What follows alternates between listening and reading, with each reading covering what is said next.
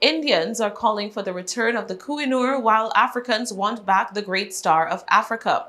As Queen Elizabeth II was laid to rest on Monday in an elaborate funeral that reportedly cost upwards of £9 million, social media users began to amplify a call for the British crown to be stripped of what they deem to be the empire's stolen jewels.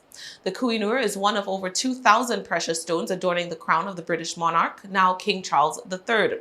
It is considered the most expensive diamond in the world, and for years its ownership has been in dispute, with some expressing doubt that the jewel rightfully belongs to the House of Windsor.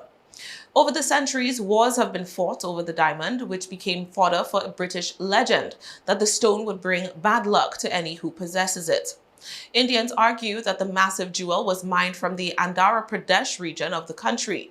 The diamond's history is said to have brought it into the possession of Mughal Islamic emperors, Sikh Maharajas, and emirs of Afghanistan before it came into the hands of Ranjit Singh, the Maharaja of the Punjab region.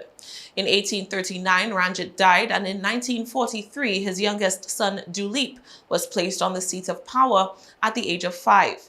In 1949, the British, under Queen Victoria at the time, colonized the region. The Kohinoor, it is said, was part of a tribute offered to the British by the young Maharaja in hopes that they would not visit colonial violence on his people. While some Indians maintain that the diamond was stolen from the child Maharaja, the British have always contended that it was legitimately surrendered. Indians first officially asked for the Kohinoor's return 22 years ago, with several Indian politicians writing a letter to the UK.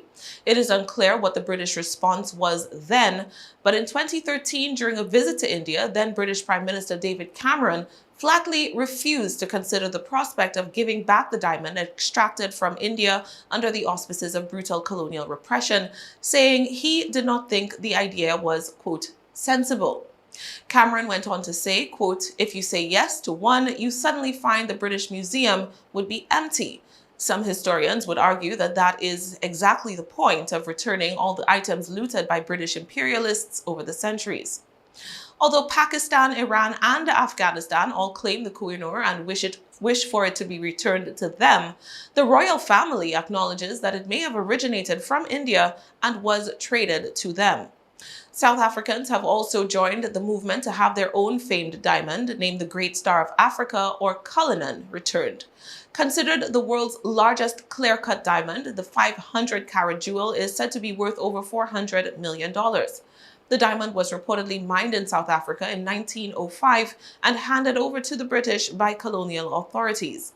Now it currently adorns the royal scepter, which, along with the monarch's crown in which the Kohinoor is set, represents the main symbols of British state power. South Africans allege the British illegitimately acquired the jewel, and petitions exist for the return of both diamonds, having amassed over 6,000 signatures each. Whether King Charles III will reverse his family's long history of ignoring calls for reparative justice for former British colonies remains to be seen.